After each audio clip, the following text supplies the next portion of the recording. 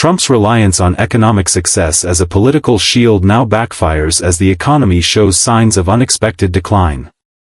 For years, he has built his brand around the promise that his leadership would ensure prosperity, stability, and growth, often pointing to stock market highs and job numbers as proof of his economic mastery. This narrative became a cornerstone of his appeal, allowing him to project an image of control and power even when facing criticism on other fronts. Yet economies are unpredictable, shaped by global markets, policies, and forces beyond any single leader's control, and now the sharp turn for the worse has shaken the foundation of that narrative. What was once his strongest argument is now turning into a liability, as the public begins to question whether his boasts about economic genius were ever rooted in reality or simply clever political framing designed to deflect scrutiny. The downturn is not merely a matter of numbers slipping on charts or analysts issuing warnings. It is something felt in daily life, from rising prices to job insecurity and reduced consumer confidence. When people feel financial strain, their perception of leadership changes rapidly, and they look for someone to blame. Trump's repeated insistence that he alone was responsible for past economic highs now works against him, since by his own logic, he must also take responsibility when the economy falters. This shift undermines the political armor he has relied on, leaving him exposed to criticism from opponents and doubts from his supporters. Throughout his career, Trump has presented himself as a master dealmaker, someone who understands the art of negotiation, business, and wealth creation better than anyone else. He used this identity to contrast himself with traditional politicians, framing himself as the businessman who could run the country like a successful company. But when the economy moves in the wrong direction, it exposes the flaws in that comparison. Running a nation is not like running a business, and unforeseen shocks, whether global or domestic, can undo even the most carefully crafted image. The more he insists on owning the successes, the harder it becomes for him to distance himself from the failures. Political rivals seize on this vulnerability with precision, pointing out how his claims of prosperity now look hollow against the backdrop of economic pain. Media narratives highlight the contrast between Trump's promises and the lived reality of ordinary Americans. Commentators replay his past speeches where he confidently declared that only he could fix the economy, juxtaposing them with headlines about market declines, layoffs, or inflation spikes. This constant reminder chips away at his credibility, creating a perception of overconfidence and failure to deliver. For a leader who thrives on projecting strength, the erosion of credibility is more damaging than any single policy debate. Supporters who once overlooked his controversies because of the strong economy now feel unsettled. Economic pain has a way of cutting through partisanship, because it directly affects wallets, households, and futures. While many remain loyal, cracks begin to show as people struggle to reconcile their trust in his leadership with their frustrations about declining conditions. This tension can weaken enthusiasm, reduce turnout, or shift undecided voters toward alternatives who promise stability. Trump's opponents understand this dynamic and amplify it, framing the downturn as the direct consequence of his decisions and failures. The timing of the economic shift adds to its impact. A surprise downturn catches people off guard, amplifying the sense of instability and loss of control. Voters who had grown accustomed to hearing confident assurances suddenly confront uncertainty, and the contrast creates sharper disappointment than if the economy had been gradually slowing all along. This sense of shock intensifies criticism, magnifies mistakes, and puts Trump on the defensive in ways that erode his ability to dictate the political narrative. His reliance on strong, confident messaging clashes with the economic reality, making it harder for him to maintain the illusion of control. Meanwhile, the broader implications extend beyond politics. Investors lose confidence, businesses scale back plans, and consumers tighten spending, all of which reinforce the cycle of decline. The political drama plays out in real time alongside economic consequences that affect millions, turning the downturn into both a financial and symbolic blow. Trump's brand as the architect of prosperity cannot withstand the visible cracks that ordinary people feel in their daily lives, from the grocery store to their job security. His challenge lies not only in explaining away the downturn but in overcoming the credibility trap he created for himself. By claiming ownership of the highs, he made himself inseparable from the lows. Attempts to shift blame onto external forces or rivals appear less convincing when he has spent years telling the public that he alone was responsible for growth. The very confidence that once attracted supporters now seems reckless, as if he overpromised and underdelivered. The public is reminded that economies are complex, fragile, and subject to forces beyond political slogans, leaving Trump's boasts sounding more like illusions than achievements. This moment reflects the risks of over-reliance on one dimension of political capital. By leaning so heavily on economic success, Trump left himself vulnerable to the unpredictability of markets and global shifts. Now, with the economy showing signs of trouble, the shield that once protected him becomes a sword pointed at his own narrative. Rivals exploit the opening, supporters waver, and critics gain ground, all while the economy itself adds daily reminders of the gap between his promises and reality. The decline is not just economic, it is political, symbolic, and deeply personal, challenging the very foundation of his identity as a leader defined by prosperity. The worsening downturn fuels public doubt about his leadership, exposing cracks in his narrative of financial strength. For years, Trump has leaned on the idea that the economy was his greatest achievement and the clearest evidence of his ability to govern effectively. He constantly cited record stock market highs, low unemployment rates, and consumer confidence as proof that his policies were working. This narrative allowed him to brush aside scandals, controversies, and criticisms by pointing to what he called undeniable success in the realm that matters most to ordinary people, their wallets. Yet when the economy begins to falter, the very foundation of that narrative crumbles, leaving his leadership under scrutiny in ways he has long tried to avoid. Public confidence in leadership often rises and falls with economic health, and when ordinary citizens feel the squeeze of rising prices, job insecurity, or shrinking retirement accounts, they instinctively question those in power. For Trump, the connection is even sharper because of how closely he tied his image to financial stability. The downturn turns his biggest talking point into a glaring weakness.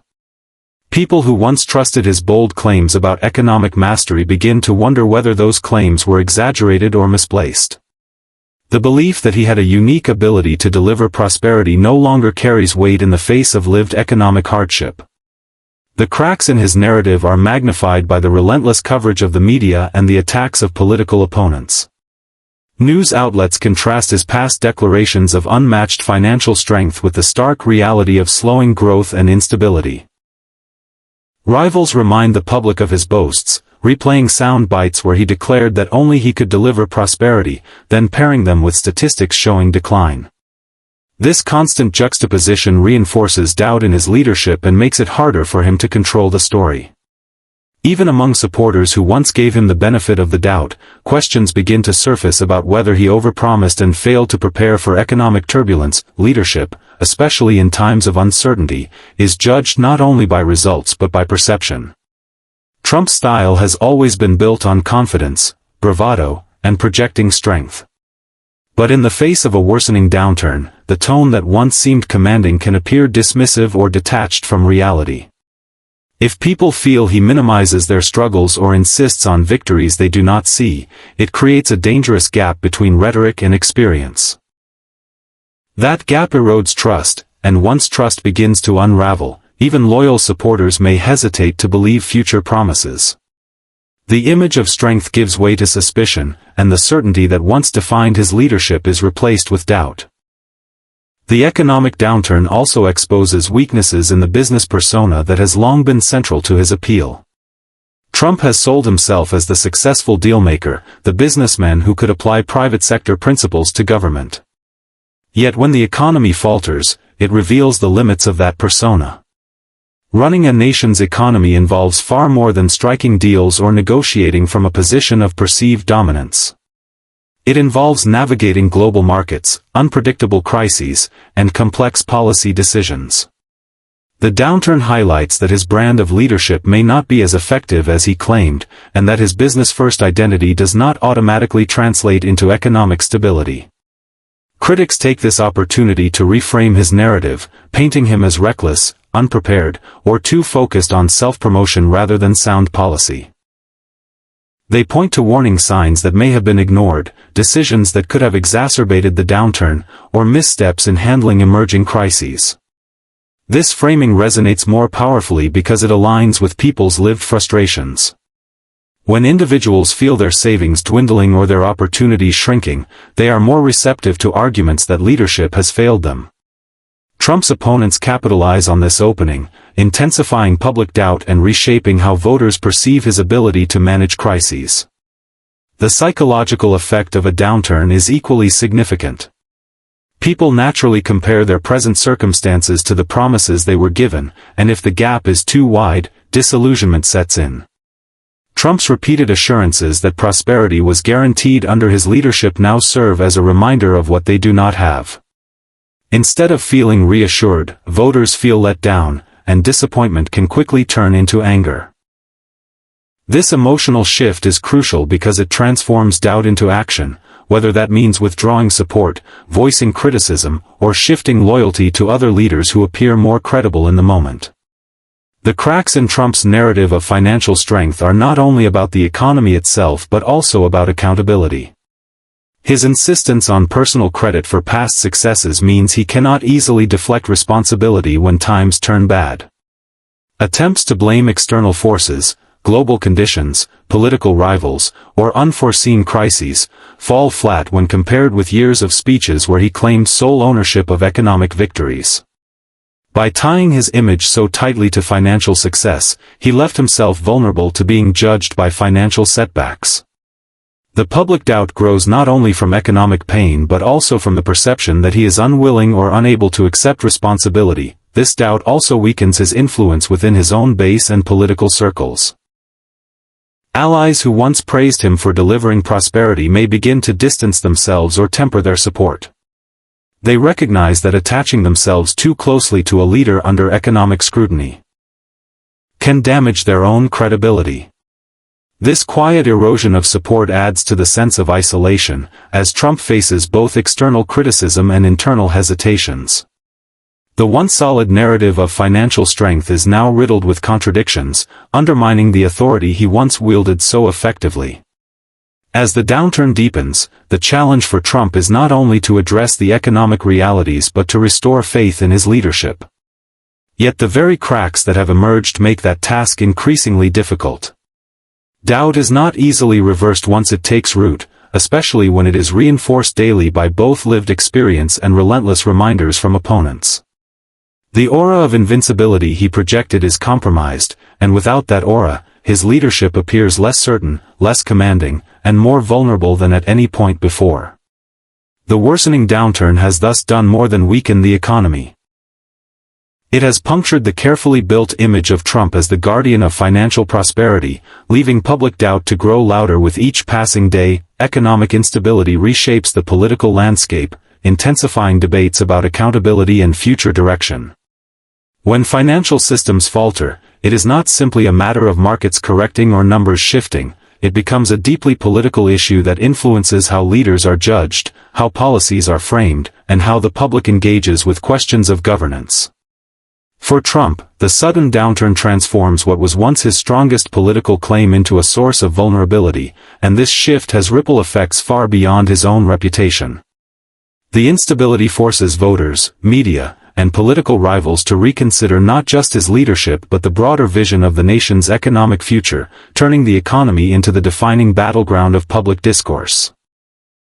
The political landscape thrives on narratives, and an unstable economy creates fertile ground for competing stories about blame and responsibility. Trump's opponents seize the moment to argue that the downturn is proof of failed leadership, pointing to his policies, priorities, or missteps as direct contributors to the decline. They frame the downturn as evidence that his promises of lasting prosperity were hollow, designed more for applause than for sustainability. Supporters, on the other hand, attempt to shift the blame onto external forces, global pressures, or opposition sabotage, insisting that no leader could prevent turbulence in such unpredictable times. This clash of narratives intensifies public debate, making the economy not just a technical issue but a deeply personal and emotional one tied to identity and political loyalty. At the same time, economic instability reshapes the priorities of voters themselves. When times are good, abstract issues or cultural debates may dominate the headlines. But when wallets tighten and uncertainty grows, financial concerns move to the top of the agenda. This shift forces candidates and parties to frame their platforms around economic solutions, whether realistic or not, because they know that voters are more likely to be persuaded by promises of security than by ideological arguments. In this environment, Trump faces the challenge of explaining not only why the downturn occurred under his watch but also what he would do to correct it, knowing that every word will be scrutinized against the backdrop of people's lived experiences of hardship. Economic instability also reshapes the power dynamics within the political system. Lawmakers, governors, and other figures who once aligned themselves with Trump for the sake of his economic brand may reconsider their loyalties if they sense his grip on the narrative slipping. Ambitious figures inside his own camp may position themselves as alternatives, arguing that new leadership is necessary to restore stability. Opponents outside his party see opportunity, using the downturn to appeal to independents and moderate voters who may be less loyal to Trump personally and more concerned about tangible results. The debates about accountability expand into debates about the future, with every camp vying to present themselves as the ones best equipped to manage recovery. The instability also magnifies generational and class divides. Wealthier Americans may weather downturns more comfortably, but middle and working-class families feel the brunt of rising costs, job losses, and dwindling savings. These groups become more politically active when they feel their livelihoods are at stake, pushing their frustrations into the public sphere. Trump's ability to maintain their trust is tested as they compare his assurances with their daily struggles. Meanwhile, younger voters who already face concerns about housing, debt, and job security may grow more skeptical of his leadership, seeing the downturn as confirmation of their doubts about his economic vision. These shifts influence not just immediate debates but the long-term direction of political movements. The media plays a central role in reshaping the conversation during times of instability. Every headline, chart, and analysis becomes ammunition in the broader political battle. Stories of struggling families, declining industries, or failing businesses dominate coverage, reinforcing the perception of crisis. Trump, who has always relied on dominating media narratives, finds himself challenged by the relentless focus on bad news. Attempts to redirect attention to his past achievements or unrelated victories struggle to compete with the immediacy of economic pain. The imbalance between his message and the media's framing creates a feedback loop, intensifying doubts and further embedding the economy as the central measure of his leadership. Internationally, instability also weakens the perception of strength. A leader who once boasted of making America economically dominant now appears vulnerable in the face of downturn. Rivals abroad may use this moment to highlight contradictions in his rhetoric, while allies may quietly question whether his leadership still guarantees stability. This global dimension feeds back into domestic politics, as voters see their leader not as a commanding figure on the world stage but as someone struggling to maintain credibility at home. The erosion of economic power undermines not just Trump's image but the image of the nation itself, raising questions about what direction the country should take in order to restore influence and confidence. As instability persists, debates about the future intensify. Should the nation double down on Trump's policies, trusting that the downturn is temporary, or should it pivot toward new leadership and different strategies?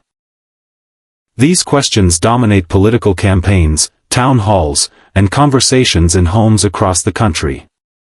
Accountability becomes the key word, with voters demanding to know who is responsible for their struggles and what solutions are being offered. Every candidate is forced to engage with the issue directly, knowing that empty rhetoric will not satisfy people living through economic pain. The instability reshapes not just immediate politics but the tone of the broader national conversation.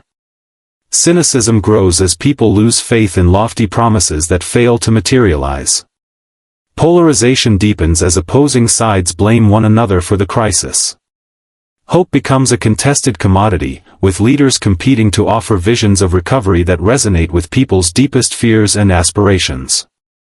In this environment, Trump's once dominant narrative of financial strength no longer sets the tone unchallenged. Instead, he becomes one voice among many, forced to defend his record while others present competing visions for the future. The economy, unpredictable and unforgiving, becomes the ultimate arbiter of leadership, reshaping the political landscape in ways no one can fully control.